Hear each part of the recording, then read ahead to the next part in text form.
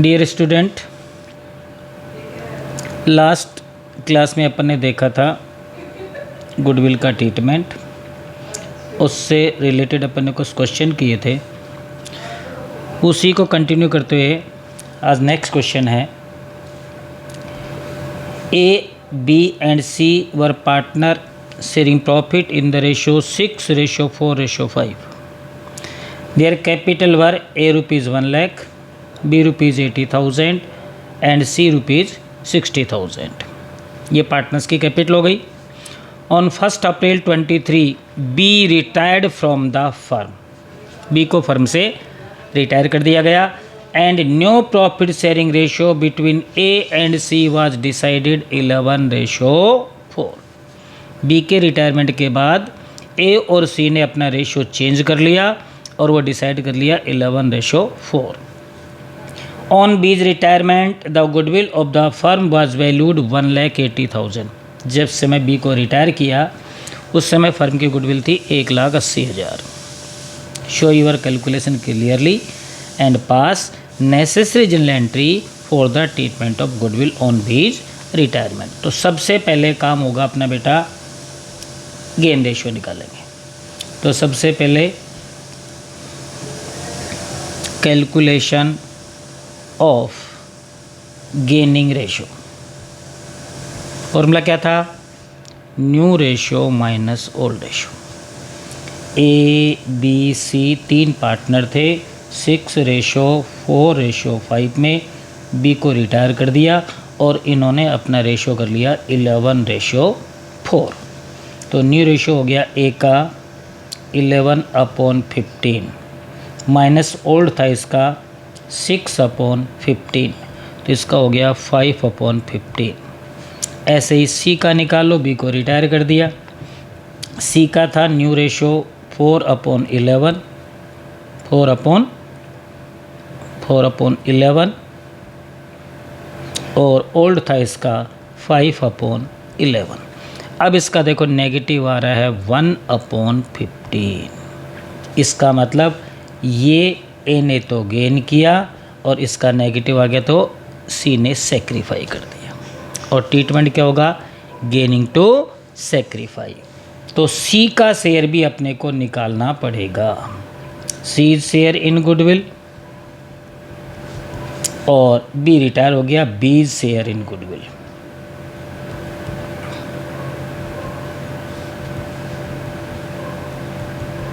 अब सी का शेयर तो होगा 1/15 इंटू फर्म की गुडविल 1,80,000। इसका तो हो गया 12,000। ठीक है। और बी का शेयर है 4/10 इंटू 1,80,000। इसका हो गया 72,000। 72,000 और इसका हो गया सी का 12,000। अब गेनिंग टू सेक्रीफाई ट्रीटमेंट कर देंगे। गेन किसने किया? Only A. तो A's capital account debit, sacrifice किया बी ने क्योंकि बी रिटायर हो गया। बीज कैपिटल अकाउंट वो अपना शेयर छोड़ के जाएगा और रेशियो चेंज करने पर सी का भी सेक्रीफाई आ गया, तो सी भी क्रेडिट होगा टू सीज कैपिटल अकाउंट। सी का शेयर निकाल लिया अपन ने 12,000, बी का निकाल लिया 72,000, तो डेबिट हो जाएगा इसके 84,000। क्लियर? ये गुडविल का ट्रीटमेंट हो गया जब पार्टनर बी को रिटायर किया जाता है और एक पार्टनर का गेन की जगह सेक्रीफाई शेयर आ जाता है, तो उसको भी क्रेडिट कर देंगे। गेन आता है तो इसको भी डेबिट कर देते हैं। ट्रीटमेंट सिंपल है, गेनिंग टू सेक्रीफाई। चलो नेक्स्ट क्वेश्चन और देखो। A B C D 4 partner हैं, ए बी सी और डी। इनका रेशियो है 4:3:2:1। On the retirement of B को रिटायर कर दिया। Goodwill was valued 3 lakh.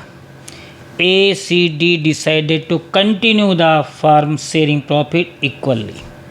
अब इन्होंने ए और सी और डी ने रेशो कर लिया 1:1:1 इक्वल कर लिया। ये इनका ओल्ड रेशो हो गया, ये इनका न्यू रेशो हो गया। तो पहले गेन रेशो निकाल लेंगे।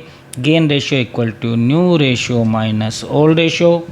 यदि ए का निकालें तो इसका न्यू रेशो हो गया 1/3, ओल्ड है इसका 4/10। सी का न्यू हो गया 1/3, ओल्ड है 2/10, और डी का न्यू हो गया 1/3, ओल्ड है 1/10। एलसीएम हो गया इसका 30। बी को रिटायर कर दिया तो 10 माइनस 12 माइनस 2/30। ये देखो पहला ही सेक्रीफाई आ गया गेन की जगह। ये जब आप गेन का फॉर्मूला लगाओगे, यदि आपका आंसर पॉजिटिव आता है तो गेन माना जाएगा, नेगेटिव आता है तो सेक्रीफाई माना जाएगा। इसका 10 माइनस 6, इसका पॉजिटिव आ रहा है 10/30, तो ये हो गया गेन। और इसका हो गया 10 माइनस 3 7/30, इसका भी हो गया गेन। क्लियर है? तो गेन हुआ सी और डी का, ये दोनों डेबिट हो जाएंगे। और सेक्रीफाई हो गया बी और ए का। बी तो सेक्रीफाई करेगा ही करेगा, रिटायर्ड पार्टनर वो, क्यों? क्लियर? अब इसका ट्रीटमेंट कर देंगे। ट्रीटमेंट करने से पहले आपको गुडविल निकालनी पड़ेगी। ठीक है बेटा, आ गया गेन सेक्रीफाई।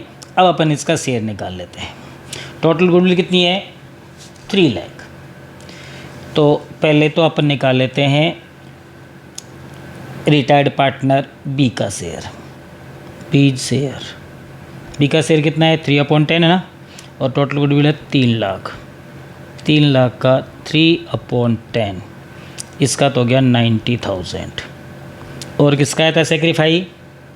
सेक्रीफाई आया था ए का शेयर निकालो। एज शेयर 3 लाख गुडविल, और इसका सेक्रीफाई शेयर था 2/30, तो इसका हो गया 20,000। और सी और डी का निकाल लेते हैं। सी का कितना है? सीड share 3 lakh into 4/30 equal to 40,000। और फिर डी का निकाल लेते हैं। D share equal to 3 lakh into इसका गेन था 7/30, तो इसका हो गया 70,000। ठीक है, अब इसका ट्रीटमेंट कर दो। गेन किस किस का आया? एक तो रिटायर्ड पार्टनर बी का और एक ए का, तो दोनों को डेबिट कर दो। A's capital account debit, A's capital account debit. और किसका आया? बी का। बी तो नहीं, बी का तो सेक्रीफाई है। सेक्रीफाई ए का भी सेक्रीफाई है, इनको क्रेडिट में लेना पड़ेगा। गेन है सी और डी का।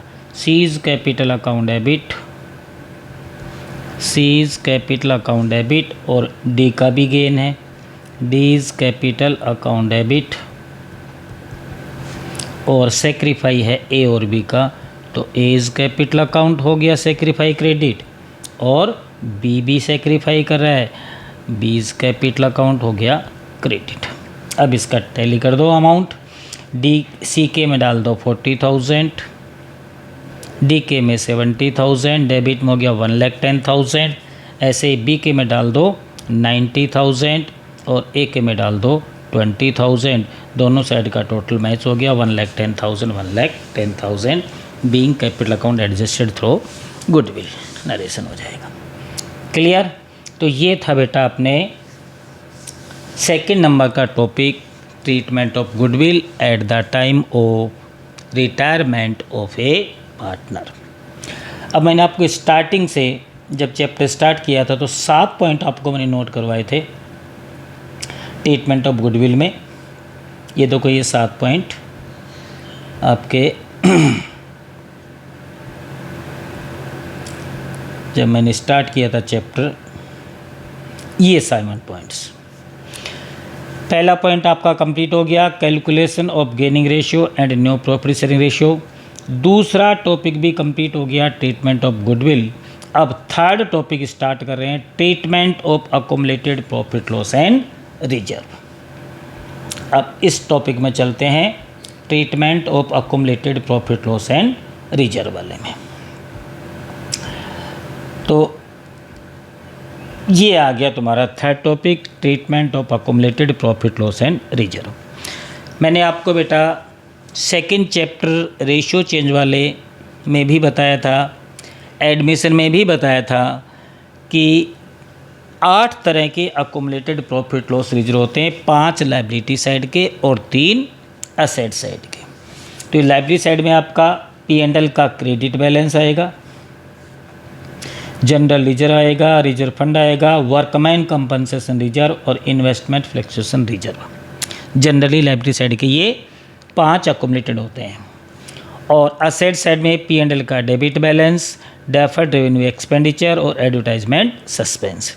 अब जैसे ही पार्टनर रिटायरमेंट होगा तो इनका ट्रीटमेंट अपन कैसे करेंगे, जैसे एडमिशन में करते थे, रेशियो चेंज में करते थे, सेम ट्रीटमेंट है, कोई चेंजेज नहीं है। 2 केस मैंने बताए थे।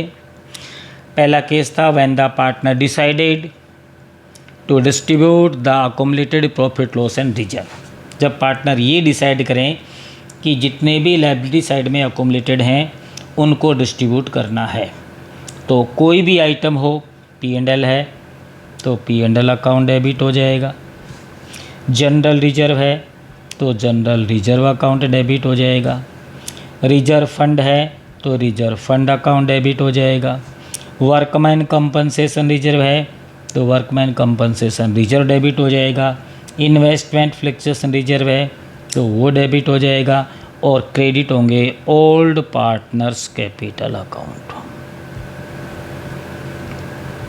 Old partners capital account.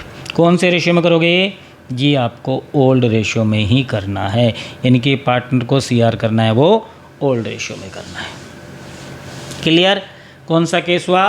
When the partner decided to distribute accumulated profit loss and reserve, और आपके पास में इंफॉर्मेशन नहीं है क्वेश्चन में कि वो डिस्ट्रीब्यूट करना चाह रहे हैं या नहीं करना चाह रहे हैं, तो भी आपको डिस्ट्रीब्यूट ही करना है ओल्ड पार्टनर के ओल्ड रेशियो में। ये ध्यान रखना, यहाँ पर ओल्ड पार्टनर में रिटायर्ड पार्टनर भी इंक्लूड होगा। ये तो हो गया आपके लायबिलिटी साइड आइटम का ट्रीटमेंट। अब आ जाओ असेट साइड आइटम का, तो इसमें रिवर्स एंट्री कर दो। ओल्ड पार्टनर्स को तो कर देंगे अपन debit, old partners capital account debit, old partner capital account debit to, यदि P&L का डेबिट बैलेंस है तो टू P&L अकाउंट कर दो। आपके पास डेफर्ड रेवेन्यू एक्सपेंडिचर है, डेफर्ड रेवेन्यू एक्सपेंडिचर कर दो, और यदि एडवर्टाइजमेंट सस्पेंस के नाम से है तो एडवर्टाइजमेंट सस्पेंस अकाउंट कर दो। और ये एंट्री भी आपको ओल्ड रेशियो में ही करनी है। ये ट्रीटमेंट हो गया when the partner decided to distribute the accumulated profit loss and reserve. लेकिन मैंने दूसरा ट्रीटमेंट बताया था, जब पार्टनर ये डिसाइड करेंगे इनको डिस्ट्रीब्यूट नहीं करना, ये बैलेंस शीट में एज इट इज रहेंगे, तो लायबिलिटी साइड के लिए गेनिंग टू सेक्रीफाई करना है, जैसे अभी गुडविल का ट्रीटमेंट किया था सेम एंट्री, और यदि असेट साइड का तो रिवर्स एंट्री कर देना सेक्रीफाई टू गेनिंग। लेकिन जनरली एडमिशन में और रिटायरमेंट में फर्स्ट पार्टनर उसको डिस्ट्रीब्यूट ही करते हैं, फर्स्ट मेथड ही फॉलो किया जाता है। और वैसे इन्फॉर्मेशन नहीं होती है क्वेश्चन में तो भी अपन उनको डिस्ट्रीब्यूट करके बैलेंस शीट से उनको राइट ऑफ कर देते हैं, हटा देते हैं। चलो अब इससे रिलेटेड क्वेश्चंस करते हैं। वैसे क्वेश्चन इसके अपन ने एडमिशन वाले चैप्टर में भी किए थे, आप पीछे का वीडियो देख सकते हैं। रेशियो चेंज किया था, उस चैप्टर में भी आया था ये, वहाँ भी ट्रीटमेंट किया था, वहाँ भी वीडियो आप निकाल करके देख सकते हैं। फिर भी मैं एक दो क्वेश्चन से इसको रिपीट कर देता हूँ। ABCD 4 पार्टनर हैं बेटा, sharing profit in the ratio 4:3 C को रिटायर कर दिया and remaining partner decided to share profit in future 5:3:2 on the date of C's retirement there was a debit balance 30,800 in profit and loss account. Debit balance बेटा किस side में आता है, ये देखो P&L का डेबिट बैलेंस, ये asset side में आता है। P&L का डेबिट बैलेंस असेट साइड में आता है। Show the necessary general entries for treatment of profit and loss account balance. तो इसमें कहीं भी इंफॉर्मेशन नहीं है कि पार्टनर इसको डिस्ट्रीब्यूट करना चाहते हैं या डिस्ट्रीब्यूट नहीं करना चाहते। तो मैंने क्या कहा था, डिस्ट्रीब्यूट करना है, और ये आइटम है असेट साइड का, इसलिए पार्टनर तो हो जाएंगे डेबिट और प्रॉफिट एंड लॉस अकाउंट हो जाएगा क्रेडिट। कौन से पार्टनर लेने हैं, ओल्ड पार्टनर लेने हैं। ओल्ड में 4 हैं, चारों पार्टनर आएंगे। A's capital account debit, B's capital account debit, C's capital account debit और D's capital account debit. D's capital account debit, capital account debit to profit and loss account. अब amount ले लीजिए 30,800 और old ratio है 4:3:2:2।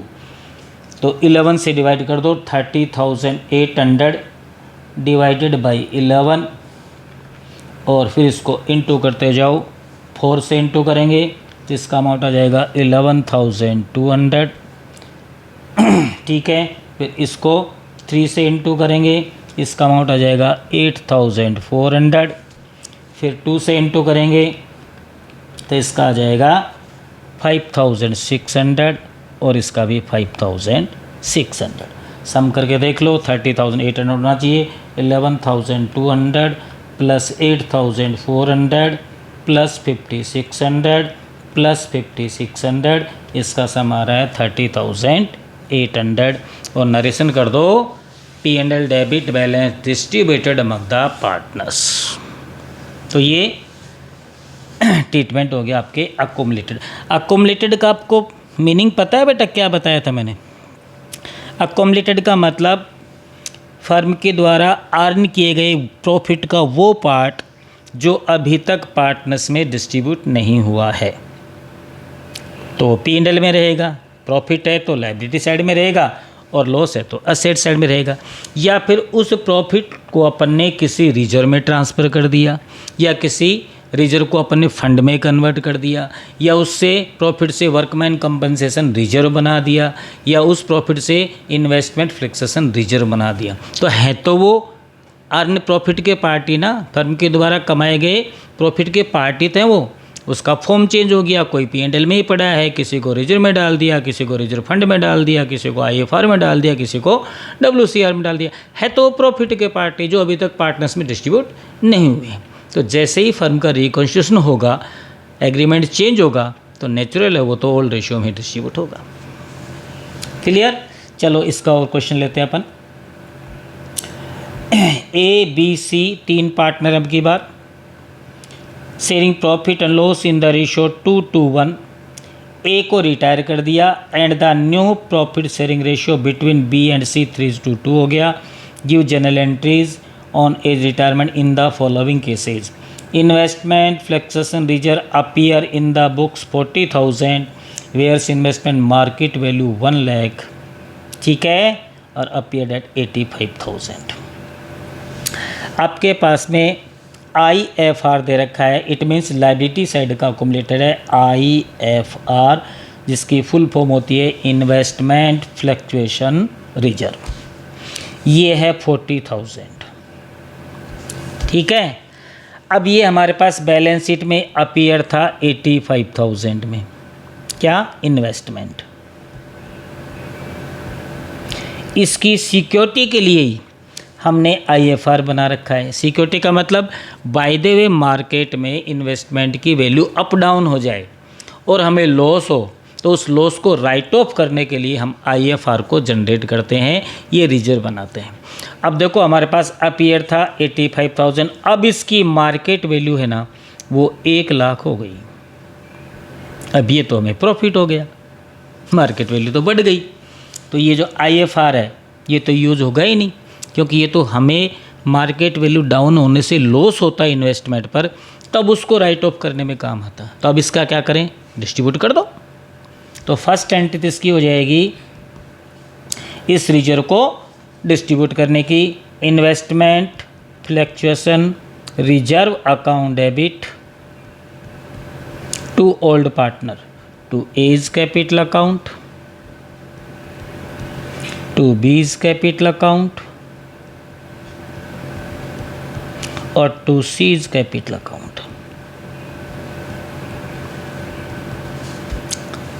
और ये reserve में हमारे पास 40,000 है और इसको ओल्ड रेशियो में डिस्ट्रीब्यूट करना है 2:1 में। तो 16,000 और 8,000। ये तो बेटा IFR को डिस्ट्रीब्यूट कर दिया, क्योंकि हमें इन्वेस्टमेंट की मार्केट वैल्यू बढ़ी हुई मिली, बढ़ गई तो प्रॉफिट हुआ, इसलिए इसको यूज़ नहीं किया, तो ये पूरा का पूरा डिस्ट्रीब्यूट हो गया। अब हमारे पास देखो लॉस कितना हुआ, लॉस ऑन इन्वेस्टमेंट या प्रॉफिट हुआ, लॉस हुआ ही नहीं, प्रॉफिट हुआ है। तो प्रॉफिट ऑन इन्वेस्टमेंट हो गया अब की बार, प्रॉफिट ऑन इन्वेस्टमेंट, क्योंकि मार्केट वैल्यू उसकी बढ़ गई। तो 1 लाख मार्केट वैल्यू है और हमारे पास बुक में था वो 85,000 अपीयर्ड, तो हमें 15,000 का प्रॉफिट हो गया। ये प्रॉफिट आपको रिवैल्यूएशन अकाउंट में पहले क्रेडिट करना पड़ेगा। तो सेकेंड एंट्री हो जाएगी investment account debit, investment account debit to revaluation account. ये 15,000 रुपये का प्रॉफिट हो गया। अब ये प्रॉफिट किसको मिलेगा, ये तो ओल्ड पार्टनर को ही मिलेगा। रिवैल्यूएशन का भले प्रॉफिट आए चाहे लॉस आए, हमेशा ओल्ड पार्टनर के ओल्ड रेशियो में डिस्ट्रीब्यूट होता है। तो इसकी थर्ड एंट्री हो जाएगी revaluation account debit to A's capital account to B's capital account to C's capital account.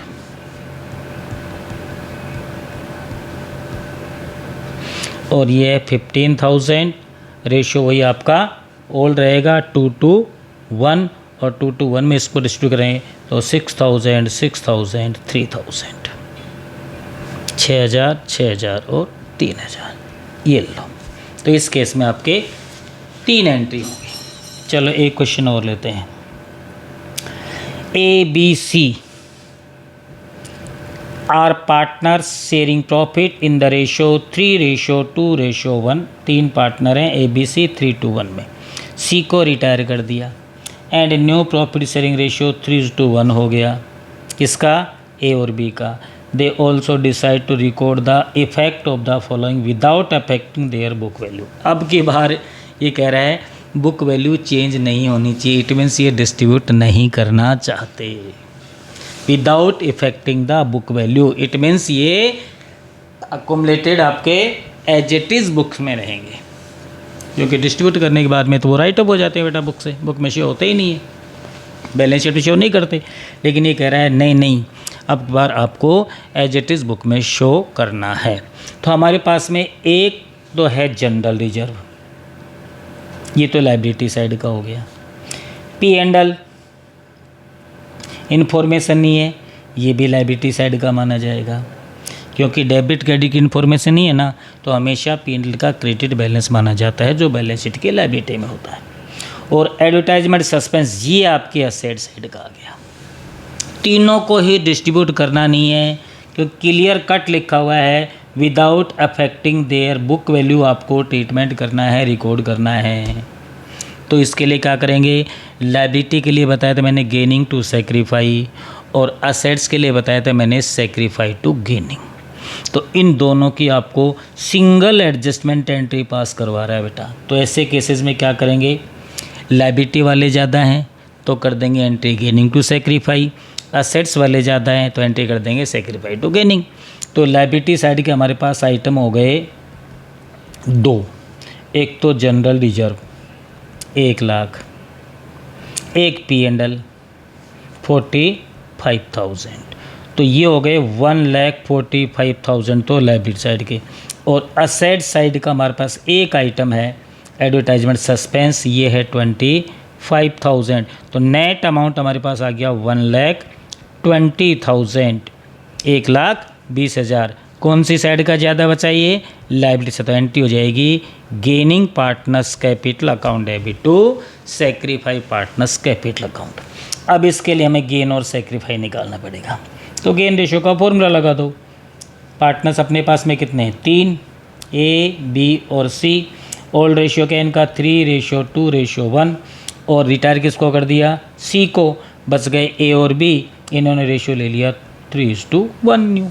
तो निकाल लो gain ratio, new ratio minus old ratio. Gain ratio equal to new ratio minus old ratio. A का निकालेंगे new ratio 3/4 और ए का old था 3/6। B का करेंगे सी रिटायर हो गया, बी का न्यू रेशियो 1/4 माइनस ओल्ड है 2/6। एलसीएम इसका आ गया 24। रिटायर्ड पार्टनर को पता हमेशा सेक्रीफाई करता है। 24 आ गया ना। तो 18 माइनस 12 6/24। इसका 6 माइनस 8, क्यों 6 माइनस 8, तो इसका आ गया -2/24। इसका नेगेटिव आ गया, ये भी सेक्रीफाई आ गया, ये गेन आ गया। तो एंट्री क्या करेंगे, गेनिंग टू सेक्रीफाई। क्यों, क्योंकि लायबिलिटी साइड का एक्सेस अमाउंट था। यदि असेट साइड का एक्सेस होता था रिवर्स एंट्री करते थे सेक्रीफाई टू गेनिंग, लेकिन अब होगी गेनिंग टू सेक्रीफाई। गेन केवल ए ने ही किया है। अब इसकी अमाउंट निकाल लेंगे और एंट्री पास कर देंगे। देखो तो 120 आपका नेट डिविजिबल अमाउंट आ गया। अब इसकी एंट्री करेंगे गेनिंग। गेन किसका हुआ, ए का। A's capital account debit, sacrifice B का आ गया, और सी तो सेक्रीफाई करेगा ही करेगा, वो तो रिटायर हो गया। बीज कैपिटल अकाउंट और टू सीज कैपिटल अकाउंट। अब देखो यहाँ पर सी का शेयर तो निकाल लो।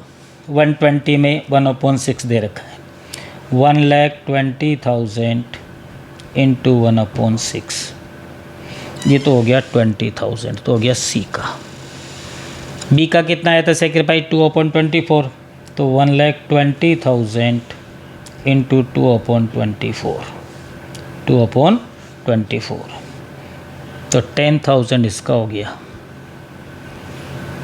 1 लाख इसका हो गया 10,000। और अब निकालना है अपने को ए का, तो इसका निकाल लो। ए का 1,20,000 इंटू 6/24 और 30,000 इसका हो गया। ये सिंगल ट्रीटमेंट हो गया। एज कैपिटल अकाउंट डेबिट 30,000, बीज capital account debit 10,000, seize capital 20,000। ये हो गया सिंगल एडजस्टमेंट एंट्री से आपके लायबिलिटी साइड और अकोमोलेटेड साइड दोनों का एक सिंगल एंट्री से ट्रीटमेंट, वो भी सेकंड वाले केस में when the partner don't distribute the accumulated profit loss and reserve. It means उनकी बुक वैल्यू को इफेक्ट नहीं करना है। बैलेंस शीट में आफ्टर सीज रिटायरमेंट ये अकोमोलेटेड एज इट इज़ आपको शो करने हैं। क्लियर। तो मैंने एक एक दो क्वेश्चन लेकर के दोनों केसेस क्लियर कर दिए हैं और इनके बहुत वीडियो आपको वहाँ मिल जाएंगे। एडमिशन वाले टॉपिक के क्वेश्चंस एडमिशन वाले टॉपिक में मिल जाएंगे, वो वीडियो निकाल करके आप देख लेना। रेशियो चेंज वाले चैप्टर में भी आपको मिल जाएंगे। तो ये तुम्हारा आज थर्ड टॉपिक कंप्लीट हो गया, treatment of accumulated profit loss and reserve. Thank you बेटा। अगले वीडियो में अपन नेक्स्ट टॉपिक लेंगे। आपको कोई डाउट हो, कोई कंप्लेंट हो, कोई क्लियर नहीं हो रहा हो, समझ में नहीं आ रहा, तो आप निसंदेह अपने व्यूज़ हमारे सामने शो कर सकते हो, बता सकते हो, कमेंट्स कर सकते हो या टेलीफोनिक इन्फॉर्मेशन ले सकते हो। थैंक यू बेटा।